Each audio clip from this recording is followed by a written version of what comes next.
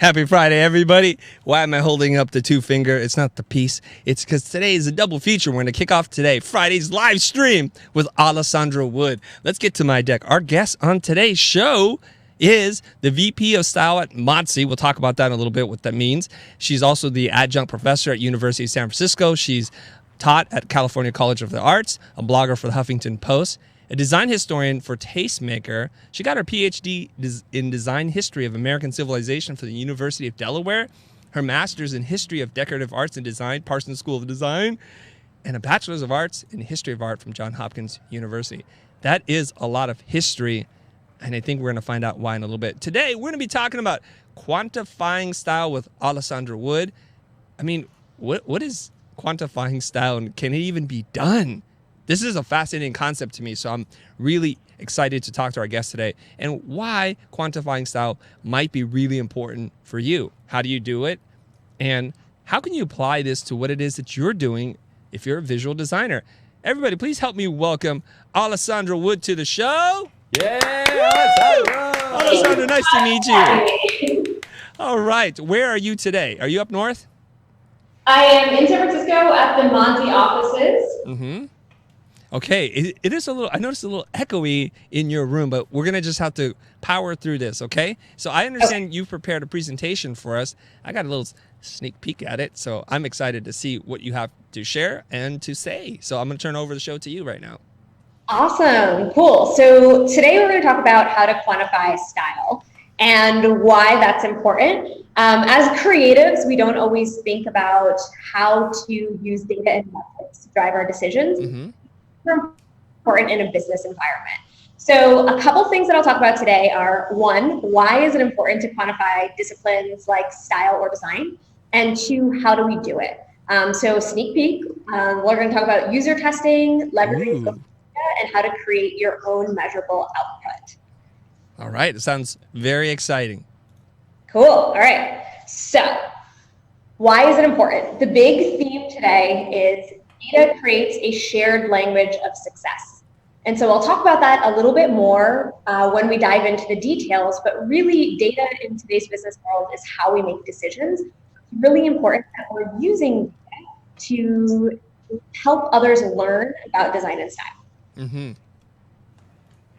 So design elicits reactions, right? And I think everybody here watching, and we all know this to be true, there's some sort of power to move people. We see good designs. And I just included a couple images here of one of my favorite hotels that I've stayed at, the Nolinsky Hotel in Paris. And I love the design. I walked in and I was like, this is my space. I want to live here. Of course, I don't live there, but it was so moving to me. And it really, all it had to do was the lighting, the color palette, the products that were placed in the space. I really fell in love with it. So I think about my reaction to that. And yes, I am someone who loves design, but everybody has reactions like that to design. Even people who would say that they have no design expertise. When you go to a restaurant, when you go to any public space that's really beautifully designed, your eyes dart around, you take in everything, and it's a beautiful space might feel great in it. The dingy space might kind of make you shut down and not react in a positive way. Mm-hmm. So that's, I think, the basis for understanding why it's important for us to create a data-driven process to talk about design, because everybody has reactions to design. So when we think about this, like just another example here, these are actually images of customer inspiration that our Modsy customers have sent to us. You can see they're really different. Every person's drawn to something different, and something different inspires everyone in the world, whether it's super minimal, super modern, pretty traditional, or even a little bit classic. There are certain things that make people tick, whether or not design is their expertise. So, I mean, the old adage, beauty is in the eye of the beholder, is pretty appropriate here. When certain people look at certain images, designs, or styles, they're going to react and think that they're beautiful. So when we bring this to the business environment, there's usually only a handful of people that are actually design experts. And while those people are celebrated for their expertise, they are used for their knowledge and their gut even. There are always going to be people who have an opinion on design, and sometimes it can be challenging to argue your opinion when it's only based on your intuition or your knowledge and your training and your experience. So I know, like, we all here believe that knowledge, training, and experience is so important and critical to your ability to advocate for design and style. But when you're speaking to people who may not have the same training as you, they are just reacting to what they see. And if it's something that maybe they personally don't resonate with, it can be challenging for them to react positively. Alessandra, can I interrupt you for 1 second? I noticed your audio is dipping in and out for some reason. Okay. Are you guys noticing that, my team? Jonathan? Yeah, a little bit. A little bit. What do we do about that? What kind of options do we have? Because I want to make sure everyone can hear. I think it's about to get really, really good right now. So what can we do? Can we bring the mic closer to you? I can try. Yes, try that. That works. Yeah. 100% of the time, that works. Cool. As long as you don't brush up against the mic too much. So if you don't mind pushing your hair away from it, yeah. Perfect. So let's plug that in and let's see what happens. Cool. All right. Let's see. I'm hoping that this is going to sound better. Does that sound better? Oh my gosh. Cleaner. What are we doing here? Oh my gosh. Okay. All right, guys. For everybody that was hanging in there, thank you. Thank you for your patience. Now we're going to do this. I understand it's about to get really good and juicy right now because everything you said thus far, we all agree with. Yes, design style matters. It should evoke an emotion, but how do we justify this to a client? How do we measure it? Can it be measured? Let's get back to it. Awesome. Cool. So I'm using these two images as an example of the left is a bit more modern and minimal with high contrast, yet a neutral color palette. The right one is a little bit more bold, saturated, and eclectic. Mm-hmm. Both images, I would say, are really beautiful, but they are such different styles. And when you're working either with a client or with people within your own company, your customers, someone is going to be drawn to one of these images over the other. And when it's time to make a decision about which one you might use for your homepage or which one you might work with a client, like what style they want to see in their home, it's that opinion that's really important. But at the same time, especially when you're working with something like a homepage, it's really important to have something that's going to resonate with the most number of people. So quantifying, this is where it really becomes important. Mm-hmm. By quantifying what works and what doesn't work, you can start to remove the subjectivity that each person experiences when they view a design. You can create a design for your user group at large, or you can help someone understand the things that they love and deliver that back to them. So I keep talking about quantifying, and I know that that's a really hard thing to do because in our creative minds, we're not used to putting data behind design. We're used to seeing something and knowing that this looks good or that this is going to resonate. But it's really important to have this conversation in a business environment because we know that data rules business decisions. So since data is the ruling factor of how many businesses make decisions, it's pretty crucial to be able to quantify design and style. And this really aids in conversations with those who might not be as design savvy and helps provide a more assuring high-level decision. So again, when you have the two images and someone says, I like this one better than this one, I think we should go with this one, you can actually start to leverage what we might think of as facts or data to suggest why one might be better than the other or to help sway an opinion as to why you might be advocating for a certain design or style. So why is it so difficult to quantify style? Well, one, there's no, it's not like we're counting numbers of sales or something when we think about style. It's a little bit harder to dig into how to quantify it. So we have designers and non-designers are, one, lacking a shared vocabulary, and they often have differences in intuition. We don't have ways to measure the success of something looks, or at least on the surface level, we don't think we do. But spoiler alert, I'm going to tell you a few ways where you can. Yes, I hope so. And designer style might work well for one project or one client, but not for another. So this isn't just, the data works for everything, but it's how do we start to create a way to learn and optimize like this idea of design and style. So how do we do it? So one way that we do it, and I'm going to draw from experiences too. So these are actual things that I've done in my career, or things that we've done here at Modsy too. But we use user testing. And I know that this is something that your audience is super familiar with and probably already does on a regular basis. Mm-hmm. How do we use user testing to start to quantify design and style? One thing that we do in product user sessions, we ask specifically about design elements as well as the user experience. So you might even think about hosting user sessions that are solely focused on customer reactions to designs. So in a business, this is something that you might do with your customers, one-on-one with a client. You can use this as a one-on-one way to engage with them as well, to show them designs and see how they're reacting. But really, we can use this as a way to quantify. And how we do that is you might ask users for feedback and use that to drive decisions that you're making. So here I have two examples of a homepage, two different images for the homepage. Everyone had different opinions. Like within our office, I actually loved the one on the right. And then the one on the left, as it turns out, was the one that resonated better with our user base. So this is something when we ask them, which design do you like better? You can start to quantify by saying something like, X out of 100 users preferred this design, or 15 out of 20 users responded favorably to this design.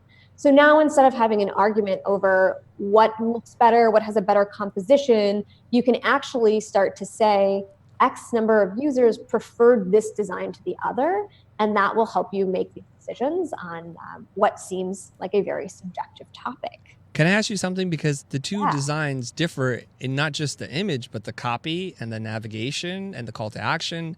Everything was different. In doing a user test, would you just want to switch out one variable, or you like to switch out all variables like this? So it depends. I think those are great things to point out, right? It is that your best data will be when you're only switching out one variable, or when you're asking super pointed questions. So we might say like, hey, like, what do you think of this image? We'll also stage tests where you actually don't switch out any other variables, right? Where you're just switching out the image. Right, because even though you tell them focus on this image, because when I teach design, the context in which you present the image actually subliminally, subconsciously impacts your perception of the image. It absolutely does. And actually, you're pointing out something that as we, like, sometimes when we deliver back data to teams, they'll be like, wait a second, like, what about this, this, and this? And then you're like, oh crap, I have to redo that test. Because now no one believes my data that I'm sharing with them. So consistency is a really great way to test too. Even when you do, like you said, point people to certain questions, they're still looking at everything. It's hard to really isolate and put it in a vacuum. So the other thing that we do is we leverage social media, and this is something that everyone can do, especially if you have a business account with a lot of followers. So Instagram is a great place to really think about how you can test what types of images perform best and what resonates with large groups of people. So when we look at social media posts, of course, there's always one challenge, and that is the algorithm of something like Instagram or Pinterest. Sometimes certain things just get picked up and promoted on their own. But one thing that we do is we try to keep variables at a minimum. So if you're trying to test out two images, use the same hashtags, post at the same time of day, but change your image and see which one performs better via engagement. So it's a really simple way. It's basically a way to count numbers on likes and dislikes, or I guess you wouldn't have dislikes, but likes. So here's an example of a question that we had. Do full room shots or cropped shots perform better? And so we leverage our social media to answer this question. Oh, so, can I guess the answer? Do you already have the answer? Let's turn this into a quiz. Yeah, guess it. Okay, so everybody that's watching, all 156 of you guys that are watching live on the show, go ahead and type in cropped or uncropped perform better. I'm going to give you guys a second because there's a little bit of a delay. Cropped or uncropped perform better. Just write in one word answer, cropped or uncropped. And if you can't spell those words, then we're not going to count your vote. Go ahead and type it in, you guys. Let's see. I have my guess. Jaden and Jonah, the two J's in the room. Jay, Jonah, Jameson. Hey, Jonah. Yes, sir. You guys think about your answer too, okay? Oh, I have it locked. Okay, you got it locked? Locked and loaded? Okay, we'll go with Jonah. What do you say? What's the answer? I want to say cropped. Okay, Jaden, what do you say? Mine gonna be cropped too. And my answer is going to be cropped. Okay, Alessandra, please, without further ado, reveal the answer. You're right. It's cropped. So, Hey! All right, we good know what we're talking job. about. How'd the audience do? They did, Sure. most of them did okay. I would say like Cool. 90% said cropped. So that was a question that we had going into this was, the image on the left is really beautiful and it shows a large portion of the room. And as an interior design company, we want to show beautiful rooms. But what we found was, especially on Instagram, most people are on mobile. So they're looking at small screens. Squares and vertical crops do best. And on Pinterest too, Pinterest prioritizes those images. They look better in the Pinterest feed. So that's one reason why these things probably did better. But then also, it seems to resonate better with users. That's the type of content that they see influencers posting. The vignettes, they're a little bit easier to understand when you're just scrolling through a feed. So those do better with our users. And that was something that we were able to test and confirm. And now when we create images and make images, we know crop shots are really important for engaging with our users on social. Beautiful. And when we teach design, we talk about directing the eye, whether you're a cinematographer or you're doing a storyboard. And by eliminating unnecessary detail, now I can focus, because with the uncropped image, I could be distracted by the light and how it hits the wall behind the headboard, right? Yeah. Versus like, okay, I want you to just look at the rug, the nightstand, and that print, and how those three work together to kind of create a harmonious vibe. And that's probably why, like, we want clarity, and we want to be able to drive or control how somebody looks at an image. So that's why the crop works. Yeah. Yeah. It's kind of fun to actually test this too, right? So a couple other things that we've tested. So what we do too is we don't just test, but this is something that we can communicate out to our coworkers, right? So people, again, who might not be thinking about things with a design mind, may not be creatives themselves. We'll put together decks and we'll say, here's all the images that we posted. And then we'll share out what did well and we'll synthesize it for them. So it also really helps bring people along this creative journey. And again, we're starting this concept of sharing data around design. So we create a deck, so something that might look like this, where we have 4 images that we've posted on Instagram, and you can see their like count. So we have 141 top left. My screen is covered, but the other ones all break 600. So when we look at that, we know, okay, we have 3 really great ones and 1 that did perform as well. Right. And then we look at the images too. Some of the things that we see in common in the images that performed better, they seem to have higher contrast within them. A couple of spaces that are actually full room spaces. So sometimes we see, even though we just talked about how cropped normally performs better, this room on the top right performed really well. But one of the reasons we think that is because it has such high contrast. And that's another one of the patterns that we've noticed, is that on social, high contrast imagery seems to perform better. And we learn that by tracking, right? By when we're posting images, we literally will go back and put them in a deck and track them, and then look for the visual pattern. And when you see that visual pattern, sometimes you need to do this, with a number of different images. You can't just do it with 2 or 3, but you start to see those patterns emerge, and then you can start to feed into these patterns. And so that's one of the ways we can start to use data and metrics to continue to feed people the things that they really resonate well with. I also suspect the image in the top right resonates with your audience because of symmetry. People love symmetry, and they love color blocking, and they like high contrast images, because in a moment we can kind of read it and then we can dive in deeper. So symmetry, notice the one on the left is asymmetrical and there's not a lot of contrast. The beige or taupe couch is blending in with the off-white wall, and everything's kind of just washed out. So you guys, if you're looking at images, whether it's an illustration or photography, interior, whatever it is, look at symmetry, because it shows that this is a very deliberate placement of the camera or the composition. It's not just by accident. And people love color blocking. So if you ever do color blocking, this is the way to go. Yeah. Again, love to be able to see us taking like the principles that you learn and testing them and then sharing that out. Because again, when we're in a business environment, the majority of people have not learned these principles of design. And so you, as a designer, as a creative, maybe in a lone island or maybe with a small group of people that's advocating for these ideas. And now this gives you your toolkit so that you can actually share them out with measurable data behind them. Mm-hmm. Cool. So the next example I want to talk about, and this is one of my favorite examples because this is like my baby, is a style quiz. And so it's something that I've done not just at Modsy, but at a few other companies that I've worked with before. And the style quiz is a way for you to create your own measurable output. You can do this in a high-tech version, like what I'll walk through, but then I'll also talk about how you can do this in a low-tech version. So on our style quiz, we ask a couple questions to get people to get at users' style. So this is how we interact with our customers, right? If you're coming in and looking for a design for your home, you want it to match your aesthetics. What we've learned is it's really challenging for people sometimes to describe what their taste or style is.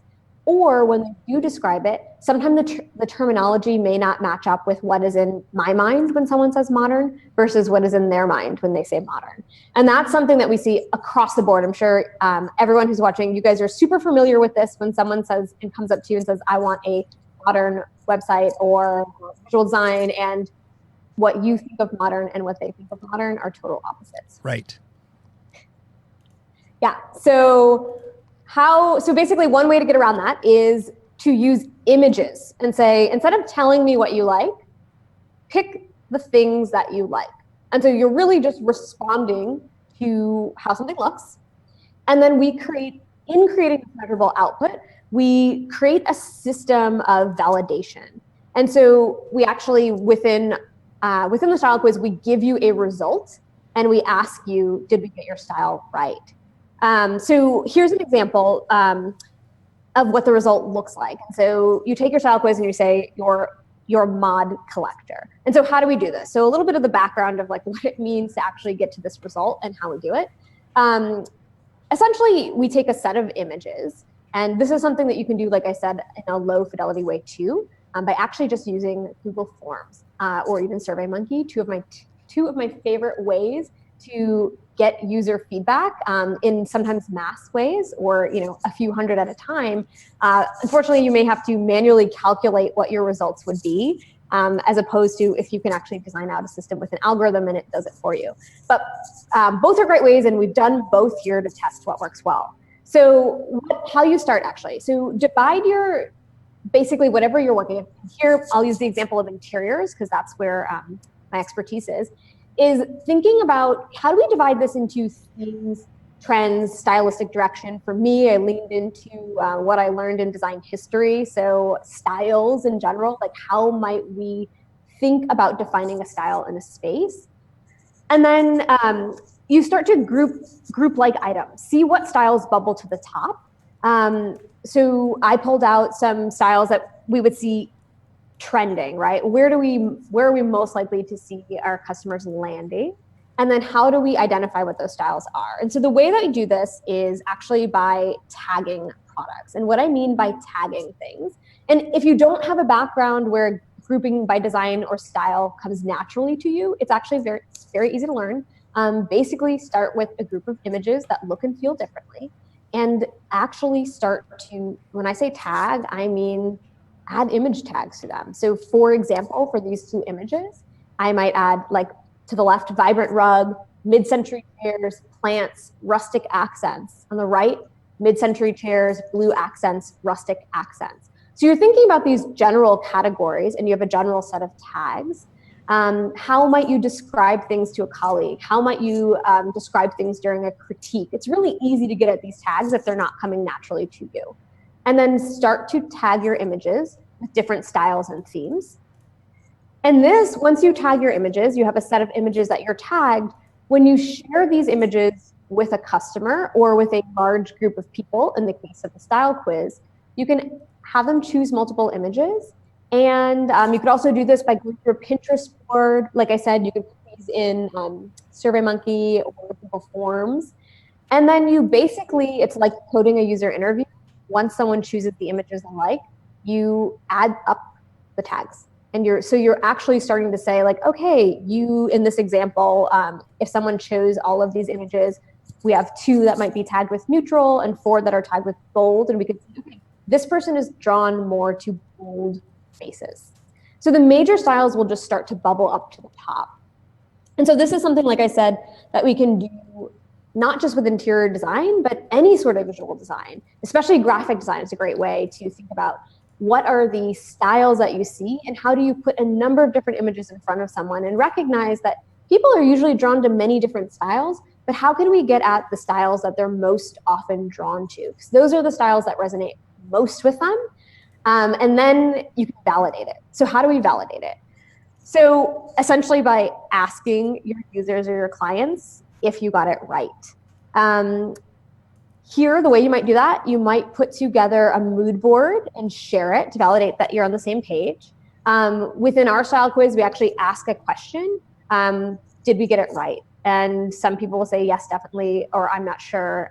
We've also tested having like a no answer. And then you essentially, for large groups, you can start to see like how well you're doing. For one-on-ones or smaller groups of people, you can recognize, did you actually feed back to your client what they were visualizing in their head? Because I think that's, like I said, one of the hardest things is as we're using terminology that might mean something very different to creatives than it does to a general public. Things can get a little bit mixed up and people's expectations might be different. But when we're using visuals, it's a lot easier to have a standard set of expectations. So to simplify, I'm sorry to make the analogy here. This is kind of like Tinder for style, like swipe right, left. And then after a while, you're like, we found your ideal match. You're a mod collector and this is what you love. Did we get it right? I'm gonna be good at this. Jonah's had a lot of practice. Exactly. And like it takes away, again, especially when you're working with people who may not be stylistically inclined or design inclined, it makes it a lot easier for them to have the conversation. It takes away, people sometimes are nervous, especially when they're talking to people who are creatively driven and they know that you know a lot about design and maybe they kind of want to show off a little bit, but they're not sure what terms to use. Yeah, tell me about it. I know the feeling. It helps put people on the same page, right? And it takes away that fear of, talking about design if you don't really know about it. Yeah. So like I said, so validating findings again, so we do this. This is an example of something that we totally built out with dev work and UI design. But again, like I said, this is something you can do with a lo-fi effort. So you can use a set of images. You can put them into SurveyMonkey, Google Form, group them, understand what people are resonating with, and then you can feed them back what you've learned from what they've told you or what they've said that they like. And so here's an example of a set of images that we might say has a similar feel to it. And you can share that back and say, did I get your style right? Is this what you're looking for in a design? And so you know that you can be on the same page as someone. So when we think about this from a level of quantifying style, like at a business level, so we actually use this as a way to understand, in general, are we getting our customers, like customer groupings style correct? And so one of the things that we do over time with these large user groups, we track and we use that to better understand general performance. And so here's an example of that question like I just showed you, where it said, did we get your style right? When people say yes, or I'm not sure. We actually track that over time and we play around with validation imagery. And so here are 2 examples of that set of the validation imagery that we show someone when we give them your style and we ask, did we get it right?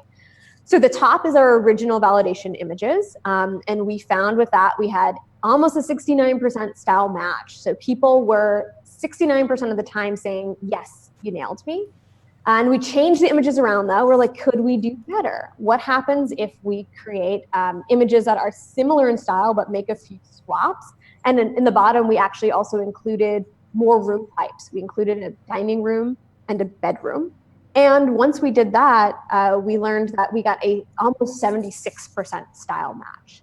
So we started to think like, how do we learn a little bit more about the why? Because sometimes, if you're just looking at these images, it might be hard sometimes to say, like, why do we think one performed better than the other? Was it just room types? Was it the products that were in them? Was it the color scheme?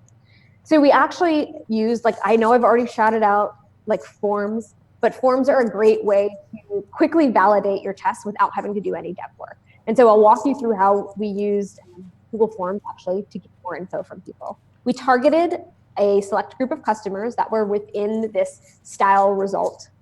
And we created this follow-up survey using Google Forms with images, full room images, and then product images. And we actually asked them specifically, do you like the decor style in this space?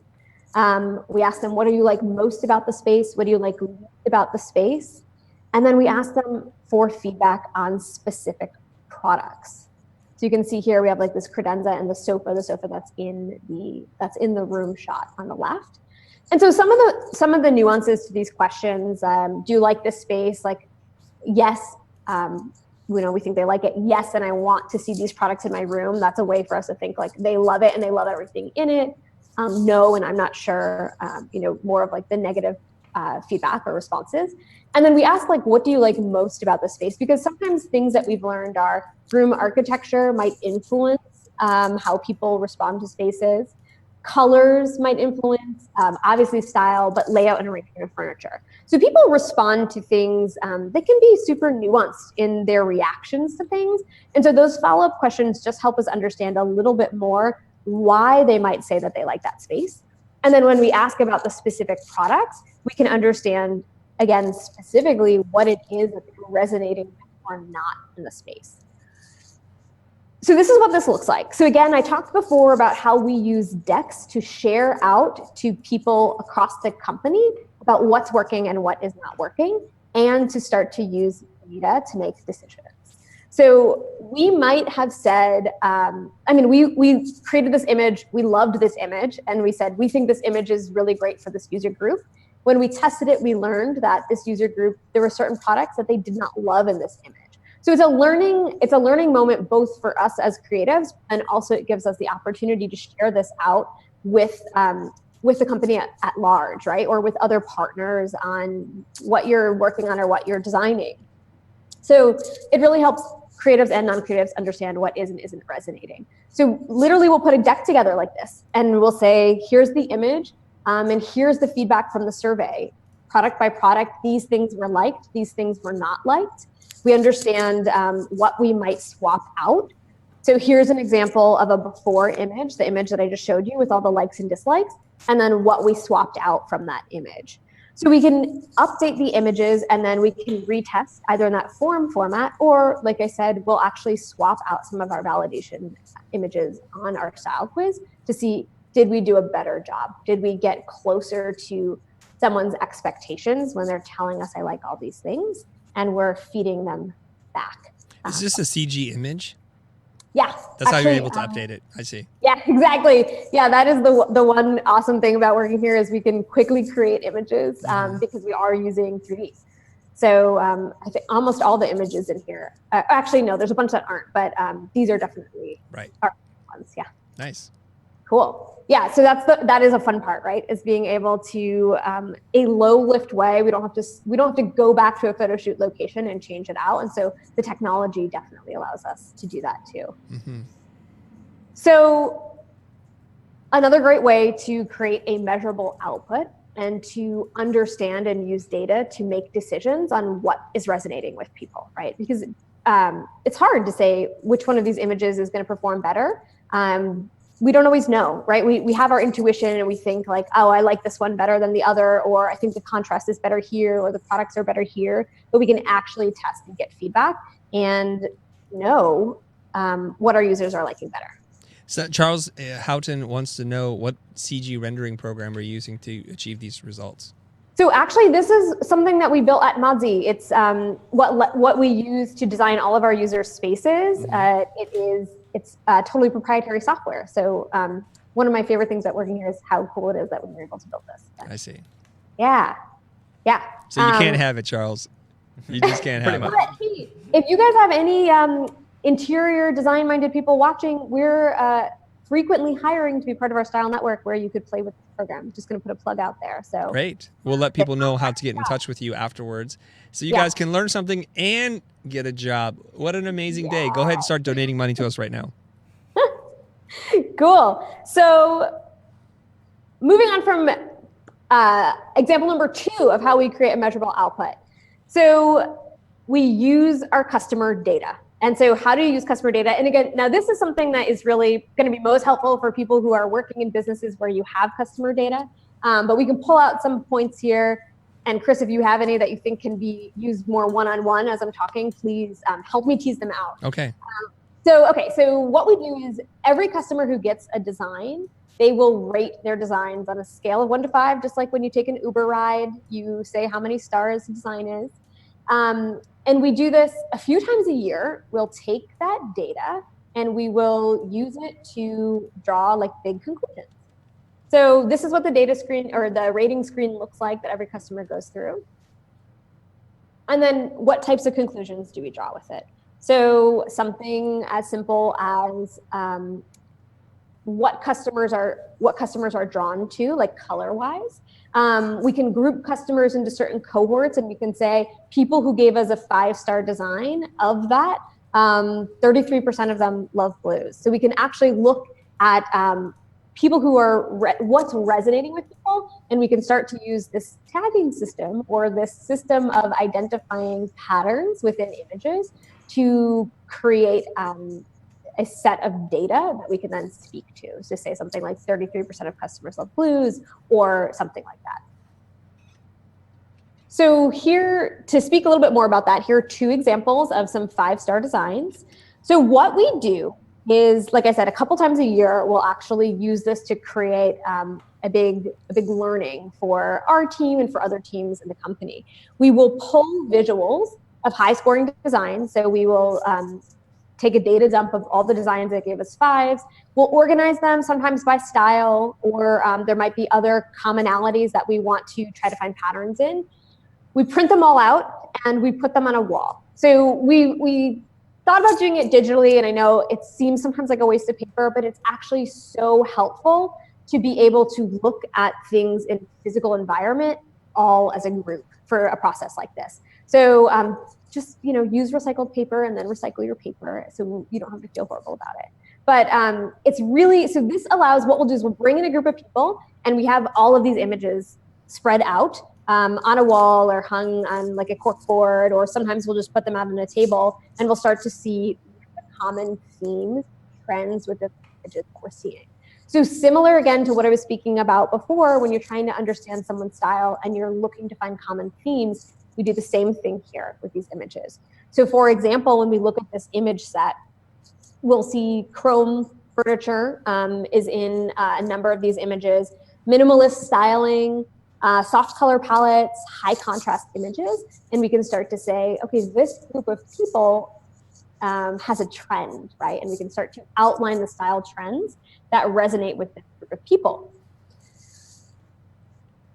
When we're viewing all the visuals from a cohort at once, with this small group, you can talk through, you can find patterns, and you can code and tag the images that you see.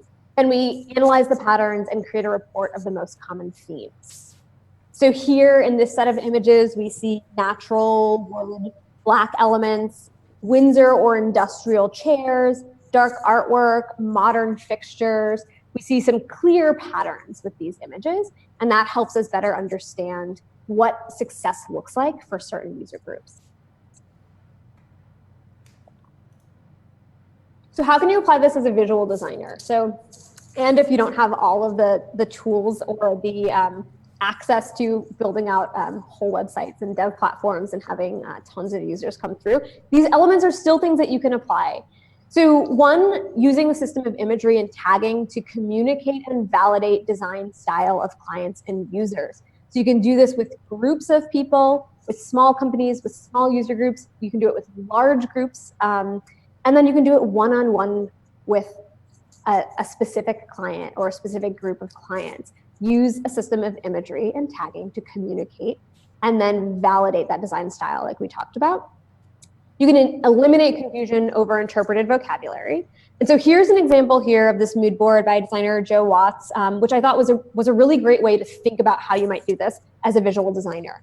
So when you're there are certain styles or trends that we see in the visual world around us, And again, like the word modern is a great example. Someone might say, I want my site to look modern, or I'm looking for a design that's very modern. What does that mean? It means something totally different to every person, I can guarantee you. So use Pinterest boards or use mood boards that you create together and basically show someone, do you like these images? See what they're drawn to, and then validate back to them with a mood board to say, did I get it right? So you can get a yes or no answer. And if you get a yes, great, you know that the design direction is solid. You get a no answer that gives you the opportunities to revisit and to make sure that visually everyone is on the same page and that there's no interpreted vocabulary to kind of mess anything up. And then, so to close out, really, in a larger company, we are able to use social media and surveys to create data-driven approach to design. We can track how your intuition, my team's intuition actually performs. We can test out new ideas. We can test out things like crop or no crop, what does better? And we can share these visual reports of what performs well with colleagues to remove subjectivity from the discussion. So no longer do we have to have arguments and say, we think this design is going to do better. And someone might say, oh, I don't like that design. We can actually say, this design does better. We can use our data and our quantitative research to show and to prove that our intuition was right, or use it as a learning moment to say, actually, our intuition wasn't right at this moment. It sounds to me like the process that you're talking about requires a couple of things. It requires time, it requires money, and it requires the interests of your clients or customers to be able to do this. Otherwise, you kind of have to go with your gut and your intuition, right? Absolutely. It definitely does require time, right? And you can use, so time is money, so it requires some money too, right? Mm-hmm. But there are ways to do this like in that low lift way. And I say like anyone who's starting out or when you're working with, if you're in a smaller firm and you may not have money to invest in like developing a huge platform, let's say, but really leveraging scrappy efforts to understand how you can get this data. The time one, though, it definitely requires time. And so this is something where I guess most good things probably require some time, but it's a great way for you to use learnings. And especially if you're in a large company, I think this is well worth your time to do because it helps you create a shared vocabulary with your colleagues. And that's something, again, like I said in the beginning, everyone has an opinion on design. And when it is, it's hard sometimes to argue against someone's opinion when they're really passionate about it or when something really sparks that emotion in them, especially if it's a negative emotion. And so this is a way and this is a tool to say, hey, like this is, not only is this my intuition or where I think we should go, but we validated it and tested it. And this is where what is working well with our users or clients.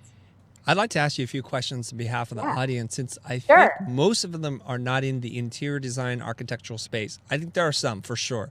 Yeah. But for the majority of our audience, if I'm guessing, they're going to be designing a logo or an identity system, or they might be designing a website. How might they apply what you're talking about, if you can help us with this, in a way that is congruent with the way they work with their clients and the budgets that they're seeing? Mm-hmm. I think I'm going to go back to like an image, like if we take an image like this, right? Yeah. For me, it's all interiors.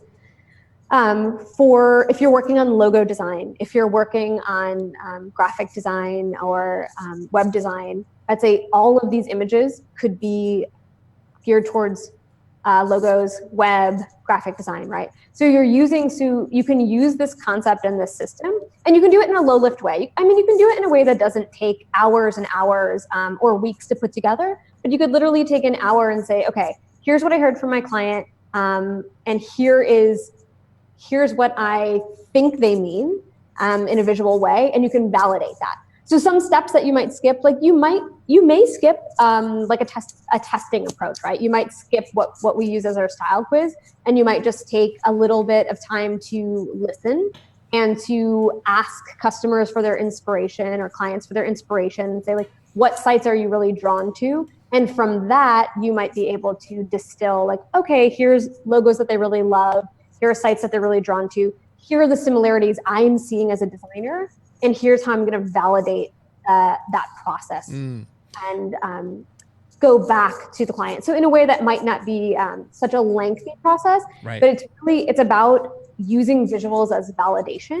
And that data, sometimes the data set may not be like literally sitting there and tagging and saying like, okay, blue, blue, blue, blue, modern, modern, modern. But it might actually just be, you can look at a set of images, like these images on this page. It's really easy for us to look at and see, okay, we see trends in those. I don't have to sit here and tag every image to see the trends. Right. So I want to make this really concrete and try to turn this into an example that maps to identity and logo design. So let's go to that image right there, everybody. So instead of using interiors, you can just have a collection of logos, different styles, different feeling and vibe. And based on your initial client conversation, that discussion, they describe it as being modern or rustic or contemporary, corporate, or whatever it is that they describe to you, or having great appetite appeal or premium. Then you would then create a mood board or a stylescape like this of a bunch of different logos. And you would put it in front of them and say, maybe give them 3 red dots to work with, and say, put 3 dots next to something that you love. And then see if you can identify a pattern. And you may have to do multiple iterations of this because they can pick 3 things that have nothing to do with each other. And you're going to have to go through that process. Maybe you talk to them a little bit. So instead of getting big data and using a lot of users to do testing, your user's a user of one, your client, ultimately, the decision maker. And so you can go through this process. So I'm mapping out everything that I've learned from you today and doing that over and over again until you arrive at something that feels fairly consistent. So almost all the different logo types that you show are of one kind of genre. Now we've identified it and you've helped them to make the decision. You do it with them so that they're on board at this point. And you've eaten up a little bit of time, but guess what you save is now that you know, you can go and execute a logo with great clarity, focus, and purpose. So you're not exploring 35 different logo types. You know the script is not going to work. You know the black letter's not going to work because they really want clean sans serif with one little flourish. So that's how you can apply this process to what it is that you're doing. And you can apply this across web design. What else can we do? Packaging, anything that you guys make. You can use the same process over and over again. Is that about right, Alessandra? I would give you an A+ in my class. A+. Make my mom happy.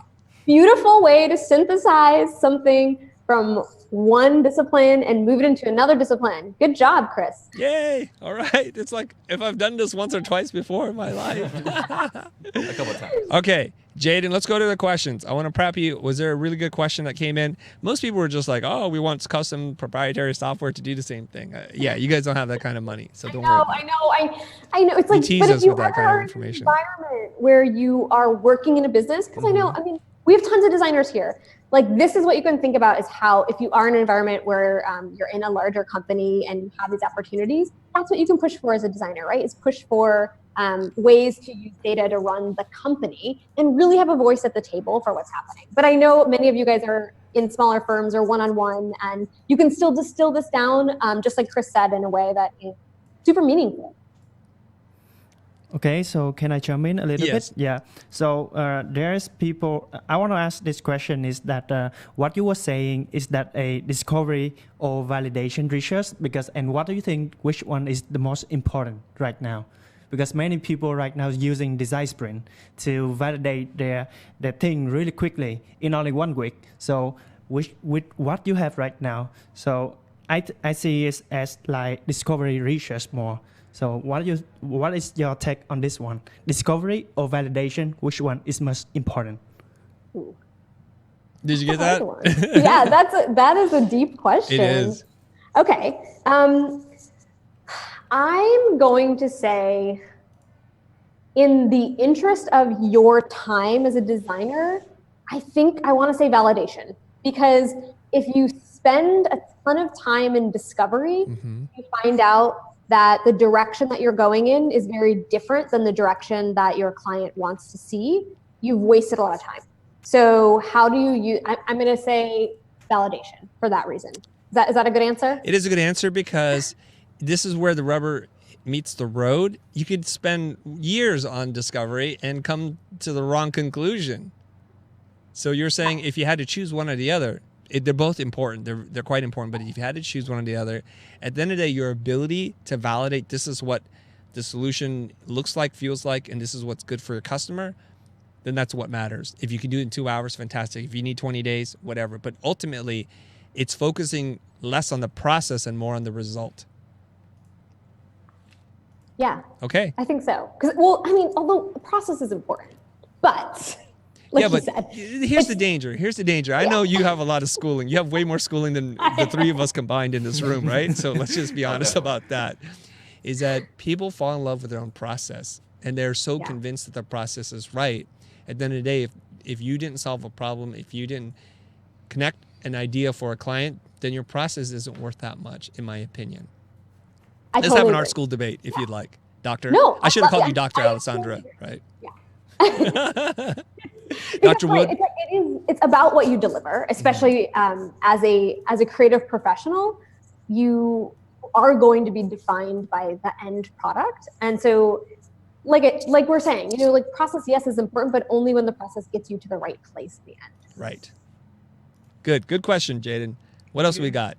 We got time for maybe one or two more, and then I have to do the summary for the show. Yeah, the second question is that because usually our audience, they are really small company and they don't have a lot of audience. So how do you make your audience interested in answering this question in the first place? And the second one is that what are the difficulties that you face in the beginning of your process, and how do you deal with that? Woo. Okay. No easy questions for you. Well, if you have a small audience, I'd say the people who are most important to you are going to be your clients. And so this is something that you can use.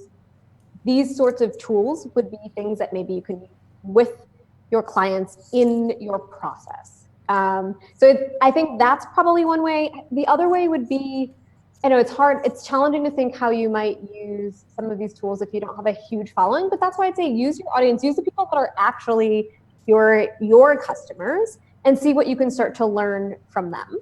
Oh, actually, I have a good trick for you guys. One thing that we did in early days was when we did user test sessions, we would actually post ads on Craigslist in the gig session. We would have a huge long survey that asked questions understanding like how people like interact with design, and we had some style questions on there too. And we would say we're going to choose 5 people to do an in-person user interview. To qualify, you have to take this survey. We would get hundreds of people to take the survey. And then we would narrow it down and do a live interview with 5 people. But the data that we got from those hundreds of people was so informative and actually like really inexpensive when you think about the fact that we actually did just 5 user interviews and we gave them like an Amazon gift card. So that's one way to maybe find a lot of people to be interested. A little hack there, maybe hopefully that'll be helpful. Yes. So I just made a note here that what you want to do is you want to leverage other people's audiences if you can. That's one tip. There are so many communities and sub-communities on Reddit and on Facebook that you can join, so you don't have to use your own community. I belong to many of them myself, and I can just float out a question and say, I'd like to get some feedback on this thing, and what do you guys think? And that's how you can use the data. Or you can pay for it, like you said. People are willing to do it. Yeah. Okay, so what's the second question? Those 2 parts that if you have a small audience, we answered that. What's the second question, Jaden? I think the challenge? second question is that what are the difficulties that you face in the beginning of your process when you're doing this, and how did you deal with that? I think probably the biggest difficulties are it's like a self-discovery or getting over your own expectations. So you have, like me personally, I had my own ideas of what I thought, again, like what I thought would resonate with people, what I was drawn to. And it's learning and being open to the fact that you're probably going to learn that you are wrong at times and that people might resonate with things that frankly you think are ugly, right? And so like when you're in a relationship where you're servicing a client, it isn't always about what you think, and it's about understanding and listening and giving someone what they think. And so that's probably, I mean, that I would say is like my biggest difficulty, or a difficulty is just being able to set aside what you came to the table with. Making some notes here. All right, thank you. Okay, are there any final thoughts? Jonah, Jaden, Johnny, Jimmy. And there's no more J's in it. We need to hire a company full of J's. Is there anything that you want to add to this before I do the summary and tell people how to get in touch with you? Well, I would just thank you guys for having me. And I would thank everyone who participated. And I mean, reach out to me if you guys have questions on how you can apply this to your own personal businesses. Or I love chatting with people, and I love making design part of the conversation that we're having at this moment in tech and in business. And so reach out. What's the best way to reach out to you? You can find me on Instagram, The Doctor of Style. Yes. And you can DM me. You can find me on email too. I mean, you don't want to say it. If you say it, should I say it? I don't know. You should not say it. I'm just telling you. People have said it before. I'm like, hey, you dig your own grave, you crawl in it. I'm just because our audience, they come from all over the place. You're gonna get all kinds of emails. If you want to give it, you can. If you have I'm gonna listen to you, Chris. Okay, if you have a burner email, that's okay. You can do that. Okay, so let me do the show summary. It's time for the show summary here as we kind of wrap up. Before we say goodbye to Alessandra, first of all, thank you very much for doing this. Here's what I got. Data creates a shared language of success, and this is why you should try to be more analytical and have metrics for what it is that you're doing. Design, if it's done well, should elicit an emotional response, and we can measure that too. So you can build data sets through user testing. You can leverage social media to gauge interest. And we found out that on Instagram, at least, that when you crop the shot, if you control the contrast, there's symmetry, and you do color blocking, those images tend to perform better. So that's just a side social media shorthand thing. You want to be able to translate words into images so that you can have that shared language. And that's the theme I heard from you over and over again. If you desire to, you should think about tagging your images to build a data set. And when you see patterns, try to form a hypothesis. This might be what it is that they want. And before you go too deep, you want to be able to validate your conclusions and then refine the results, iterate and validate, and keep doing that over and over again until you can have a pretty concrete and confident answer that this is the answer. And if you don't have an audience, which many of us don't, you can leverage other people's audiences and communities, and you can also pay for your data. You talked about going on Craigslist, giving out Amazon gift cards. I think that's a fairly inexpensive insurance policy against the project blowing up in your face. Think about that, you guys. And the last, but definitely not least, is you have your ideas. What you want to do is to set aside your own bias, to learn to listen, and then let the data tell you what it is that you need to do. It's been a great honor of mine to have you on the show, Alessandra. You are the doctor of style. She's got a PhD. It's legitimate. The doctor of style. And you can go find out more about her at alessandrawood.com. And you can also check out a lot of the images that she was sharing on Modsy. It's modsy.com. And that's it. Thank you very much for coming on the show. Guys, give her a round of applause. Okay, I'm going to take us out right now. And those of you guys that are hanging out, we're doing another live stream. That's all we get. I get off the air right now. And I got to find my music. There we go. Thank you very much, guys. Do not forget to like. Do not forget to like, comment, and subscribe. Jonah dropping the ball. Thank you very much to sustaining members. We love you. The donuts. See you guys next time. When I say see you next time, I mean like in 15